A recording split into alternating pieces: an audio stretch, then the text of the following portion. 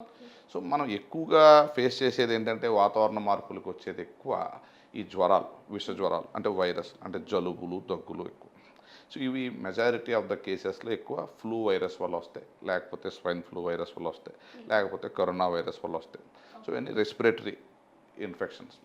So, ఇవి ఎలా ఉంటాయంటే ఒక్కొక్క అనుకూలమైన వాతావరణం వచ్చినప్పుడు అవి మ్యుటేట్ అయ్యి ర్యాపిడ్‌గా మల్టిప్లై అవ్వడం వల్ల ఎక్కువ ఇప్పుడు ఫర్ ఎగ్జాంపుల్ ఈ రూమ్‌లో ఉందనుకోండి. హ్మ్. ఈ కాలంలో ఈ రూమ్‌లో నంబర్ ఆఫ్ వైరసెస్ కొంత ఉంటే ఎక్స్ అనుకుంటే హుహు. వాటికి అనుకూలమైన టైంలో అవి 10x అయిపోతాయి. సో, హుహు. అవి మన చుట్టూ కాచు కూర్చుంటాయి. మనం ఎప్పుడు లోకుగా దొరికితే అప్పుడు మనల్ని అటాక్ చేయడానికి అవి రాసుకుంటాయి. ఓకే. సో, అలాగే కొన్నిసార్లు ఏమవుతుందంటే వన్స్ ఇన్ 5 ఇయర్స్ కావచ్చు, వన్స్ ఇన్ 10 ఇయర్స్ కావచ్చు.